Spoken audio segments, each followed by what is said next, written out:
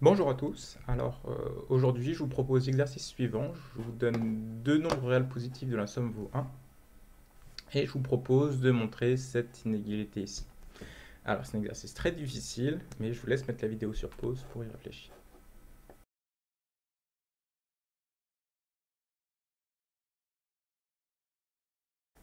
Alors je vais vous aider un peu. Quand on lit l'énoncé, la condition P plus Q égale 1, ça ressemble vraiment à une loi de Proba.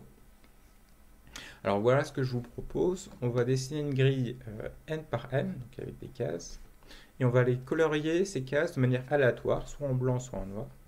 Et donc chaque case sera blanche avec une probabilité P, et elle sera noire avec une probabilité 1 moins P, donc égale Q. Alors maintenant, ce que je vous demande, c'est si je regarde ce système, est-ce que cette quantité et cette quantité ne correspondraient pas à une probabilité de certaines AV. Même chose, je vous laisse de nouveau mettre la vidéo sur pause pour essayer d'interpréter ces quantités.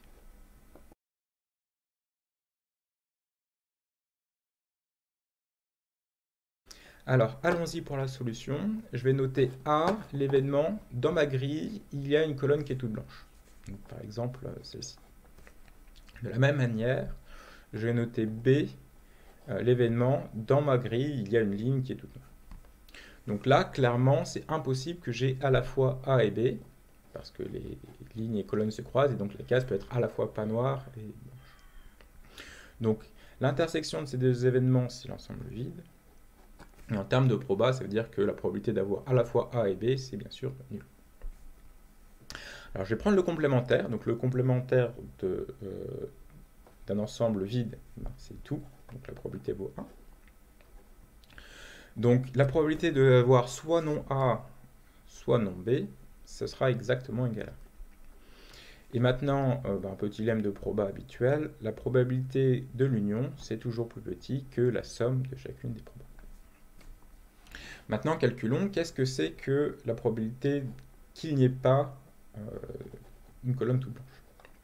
Commençons. La probabilité d'avoir une colonne blanche, il faut que chaque case de la colonne soit blanche, donc c'est égal à P puissance n.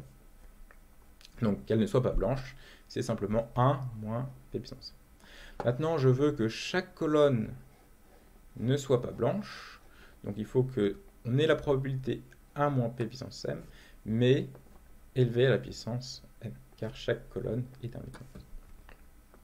Voilà, donc ça donne le calcul pour la probabilité de complémentaire de A. On fait exactement la même chose pour le complémentaire de C. Donc on trouve la même formule, mais en remplaçant P par Q, M par N. Et donc, cette inégalité-ci donne exactement ce qu'on veut. Voilà, ça termine l'exercice. J'espère qu'il vous a plu et à très bientôt.